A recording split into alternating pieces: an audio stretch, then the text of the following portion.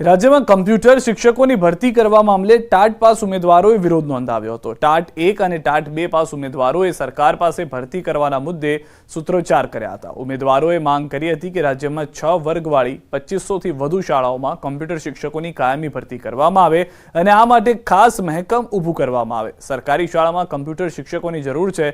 સરકારી શાળાઓમાં કમ્પ્યુટર ધૂળ ખાઈ રહ્યા છે, છતાં પણ કમ્પ્યુટર શિક્ષકોની ભરતી કરવામાં નથી આવતી। ઉમેદવારો યોગ્ય નિર્ણય કરી ભરતી કરે તેવી માંગ કરવામાં આવી છે।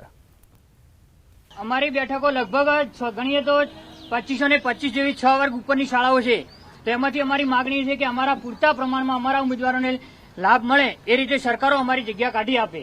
6 વર્ગે જો સરકાર ધારે તો જગ્યા ઊભી કરી શકે એમ છે, કારણ કે સરકારે ઓલરેડી બધું ઇન્ફ્રાસ્ટ્રક્ચર 2023 ની અંદર આપેલું છે। દરેક શાળાને જરૂર છે આજે કમ્પ્યુટર શિક્ષકની। આચાર્ય અમને એમ કહે છે કે અમે જગ્યા આપવા માટે તૈયાર છીએ, અમને કમ્પ્યુટર શિક્ષક જોઈએ છે, પરંતુ સરકાર અમને આપતી નથી અથવા અમારે મહેકમ થતું નથી। તો સીધા જે અમદાવાદ કે જ્યાં આગળ તિરંગા યાત્રાની શરૂઆત થવા જઈ રહી છે। ખુદ ગૃહ રાજ્યમંત્રીની ઉપસ્થિતિ, મુખ્યમંત્રી ભૂપેન્દ્ર પટેલની ઉપસ્થિતિ ને હવે ગૃહમંત્રી અમિત શાહને પણ આપ જોઈ રહ્યા છો કે જેઓ પણ પહોંચી ગયા છે। 3 કિલોમીટર લાંબી આ તિરંગા યાત્રાનું આયોજન આજે અમદાવાદમાં કરવામાં આવ્યું છે। આ પહેલા સુરત અને વડોદરામાં યાત્રાઓ તિરંગા યાત્રા જે છે તે નીકળી ચૂકી છે। હવે હાલના આપ દ્રશ્યો જે રીતે જોઈ રહ્યા છો, મુખ્યમંત્રી ખુદ સ્વાગત કરી રહ્યા છે ગૃહમંત્રીનું તિરંગા રંગના એક સન્માનથી તેઓ માટે, અને તેઓ ખુદ આ યાત્રામાં જોડાયા છે। ઋષિકેશ પટેલને પણ આપ જોઈ રહ્યા છો દ્રશ્યોમાં કે જેઓ પણ તિરંગા યાત્રામાં સામેલ થયા છે। ટૂંક સમયમાં સંબોધન અને શરૂઆત પણ કરવામાં આવશે આ તિરંગા યાત્રાની। અમદાવાદ શહેરના પ્રથમ નાગરિક એટલે કે મેયરની પણ ઉપસ્થિતિ ત્યાં આગળ જોવા મળી રહી છે।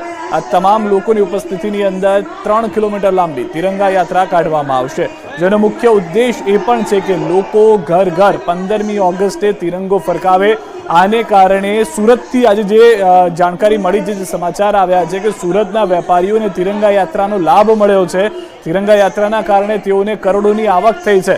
તેઓએ તો ત્યાં સુધી કહ્યું કે આવી જો તિરંગા યાત્રા થોડા સમય પહેલાથી આયોજન કરીને કાઢવામાં આવી હોત તો તેઓને વધુ આવક થવાની પણ શક્યતા છે, પરંતુ સમય ઓછો હતો અને તેમાં માંગ વધુ હોવાથી તેટલા પણ તેઓ તિરંગા નથી બનાવી શક્યા। પરંતુ આવક જે છે તે 20 કરોડના બદલે 40 કરોડ થઈ હોવાની પણ તેઓએ આજે આ જાણ કરી છે। અને આ તિરંગા યાત્રાની પણ આપ વાત કરી રહ્યા છો, જ્યાં આગળ મોટી સંખ્યામાં નેતાઓ, સામાન્ય નાગરિકો પણ ઉપસ્થિત છે અને કાર્યકર્તાઓ પણ જોડાયા છે। તેમના સૌથી વધારે મહત્વની વાત જે દ્રશ્યોમાં આપ જોઈ રહ્યા છો, ગૃહ રાજ્યમંત્રી હર્ષ સંઘવી ત્યાં જોવા મળી રહ્યા છે, ગૃહમંત્રી અમિત શાહ, આરોગ્ય મંત્રી ઋષિકેશ પટેલ અને મુખ્યમંત્રી ભૂપેન્દ્રભાઈ પટેલ પણ ત્યાં આગળ ઉપસ્થિત છે, જેઓની ઉપસ્થિતિમાં જ આ તિરંગા યાત્રાની શરૂઆત કરાવવામાં આવશે।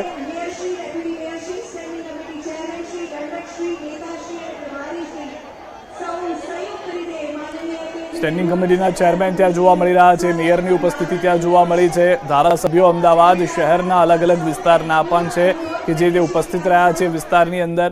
આપ દ્રશ્યોમાં પણ જે રીતે જોઈ રહ્યા છો, મોટી સંખ્યામાં લોકો જોડાયા છે આ તિરંગા યાત્રામાં અને હવે તિરંગા યાત્રાની શરૂઆત કરવામાં આવશે। હજારોની સંખ્યામાં અમદાવાદની અંદર આયોજન છે। આ પહેલા જે સફળતા છે તિરંગા યાત્રાને તે વડોદરાની અંદર મળી ચૂકી છે, સુરતની અંદર મળી છે। સુરતમાં પણ કેન્દ્રીય જળ મંત્રાલય તરફથી મંત્રી તરીકે ઉપસ્થિત રહ્યા હતા CR પાટીલ, જેઓ ભાજપના પ્રદેશ અધ્યક્ષ પણ છે, જેઓની ઉપસ્થિતિ પણ ત્યાં જોવા મળી હતી।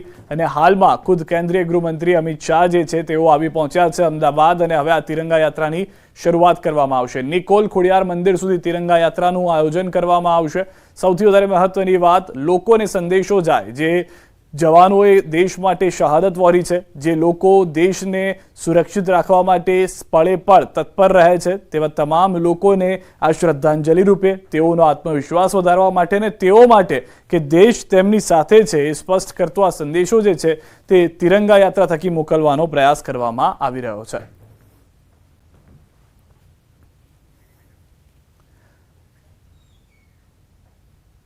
મુખ્યમંત્રી જે છે તેઓ હવે સંબોધન કરશે। તિરંગા યાત્રાની શરૂઆત થવા જઈ રહી છે, શું કહેશે મુખ્યમંત્રી તે સાંભળીએ।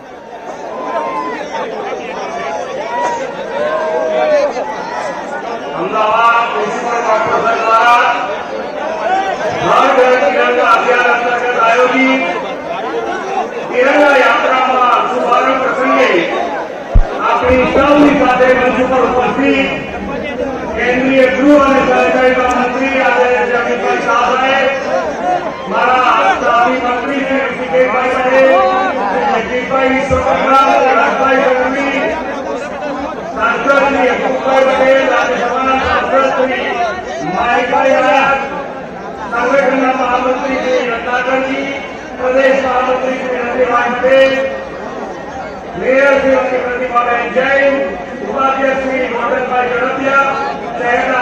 ધારાસભ્ય શ્રી અમિતભાઈ શાહ, મારા સાથે ધારાસભ્ય શ્રી બાબુભાઈ પટેલ, શ્રી હર્ષદભાઈ પટેલ, શ્રી જીતેન્દ્રભાઈ પટેલ, ડેપ્યુટી મેયર શ્રી જતીનભાઈ પટેલ, સ્ટેન્ડિંગ ચેરમેન શ્રી દેવાભાઈ દાણી, પક્ષના નેતા શ્રી ગૌરાંગભાઈ પ્રજાપતિ, દંડક શ્રીમતી શીતલબેન ડાગા, રાષ્ટ્રીય પદાધિકારી Shri cluster in charge Shri K C Patel, સંગઠનના પ્રભારી શ્રી સંજયભાઈ પટેલ, ભાઈ ઝડપિયા, શહેરના અધ્યક્ષ તથા ધારાસભ્ય શ્રી અમિતભાઈ શાહ, મારા સાથી ધારાસભ્ય શ્રી બાબુભાઈ પટેલ, શ્રી હર્ષદભાઈ પટેલ, શ્રી જીતેન્દ્રભાઈ પટેલ, ડેપ્યુટી મેયર શ્રી જતીનભાઈ પટેલ, સ્ટેન્ડિંગ ચેરમેન શ્રી દેવાંગભાઈ દાણી, પક્ષના નેતા શ્રી ગૌરાંગભાઈ પ્રજાપતિ, દંડક શ્રીમતી શીતલબેન ડાગા, રાષ્ટ્રીય પદાધિકારી Shri cluster in charge Shri K C Patel, સંગઠનના પ્રભારી શ્રી સંજયભાઈ પટેલ,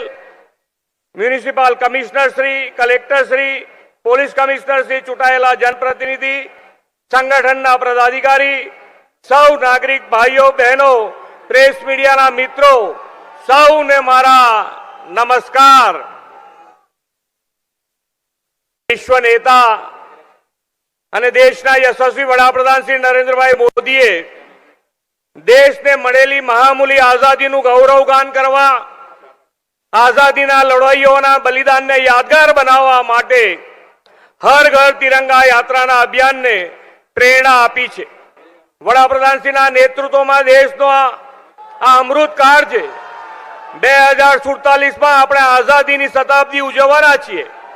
આઝાદી મેળવવા વીર ગતિ પામેલા આપણા રાષ્ટ્રભક્તોનું સૌને સ્મરણ થાય તેવો આ દિવ્ય અવસર છે.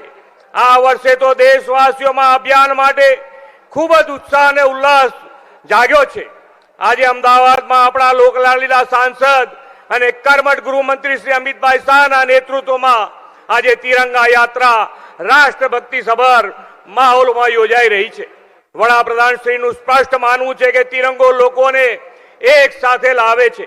આઝાદીના આંદોલન સમયે તિરંગો ફરકાવીને લોકો આઝાદી માટેની પ્રતિબદ્ધતા વ્યક્ત કરતા હતા. આપણે તિરંગો ફરકાવીને આઝાદીના 100મા વર્ષે વિકસિત ભારત માટે કર્તવ્યબદ્ધ થવાનું છે. આપણને દેશની આઝાદીના આંદોલનમાં સામેલ થવાનો અવસર નથી મળ્યો, પણ વડાપ્રધાનશ્રીના નેતૃત્વમાં આઝાદીના અમૃતકાળમાં વિકસિત ભારતના નિર્માણમાં યોગદાનનો અવસર મળ્યો છે. આજે આદરણીય વડાપ્રધાન શ્રી નરેન્દ્રભાઈ મોદી અને દેશના ગૃહ અને પ્રથમ સહકારિતા મંત્રી શ્રી અમિતભાઈ શાહના નેતૃત્વમાં ભારત વિકસિત ભારત બનવા તરફ તેજ ગતિએ આગળ વધી રહ્યો છે. ગુજરાતની માટીના સપૂત મહાત્મા ગાંધી અને સરદાર પટેલ દેશને સ્વરાજ્ય અપાયું. તે જ રીતે ગુજરાતના બે સપૂત આદરણીય નરેન્દ્રભાઈ મોદી સાહેબ અને આદરણીય અમિતભાઈ શાહ સાહેબે દેશને સુરાજ્ય અપાવ્યું છે. વિકાસની રાજનીતિનો ઇતિહાસ રચ્યો છે. હર ઘર તિરંગા અભિયાન દ્વારા આપણે નેશન ફર્સ્ટની ભાવના જનજનમાં જગાડવાની છે. આપણે આ તિરંગા યાત્રા દ્વારા દેશને વિકાસ પથ પર વધુ આગળ લઈ જવા માટે કટિબદ્ધ થવાનું છે. હર ઘર તિરંગાને વિશાળ જન આંદોલન બનાવીએ એ જ અપેક્ષા સાથે આજના તિરંગા યાત્રાના શાનદાર આયોજન માટે ખૂબ ખૂબ અભિનંદન પાઠવી વિરમું છું. ભારત માતા કી જય. વંદે માતરમ. જય જય ગરવી ગુજરાત. રાષ્ટ્રભાવની પ્રેરણા આપતા આપના સંબોધન બદલ ખૂબ ખૂબ આભાર માનનીય મુખ્યમંત્રી શ્રી આપનો. રાષ્ટ્ર નિર્માણ માટે જેઓ નિર્ણાયક, નિડર, સમર્પિત અને દ્રષ્ટિવંત નેતૃત્વ પૂરું પાડી રહ્યા છે તેવા કર્મઠ ઉર્જાવાન નેતા માનનીય કેન્દ્રીય ગૃહ અને સહકાર મંત્રી શ્રી અમિતભાઈ શાહને આવો આપણે સૌ ખૂબ ખૂબ તાળીઓથી આમંત્રિત કરીએ, અનુરોધ કરીએ આજના પ્રસંગે આપણા સૌનું માર્ગદર્શન કરશો.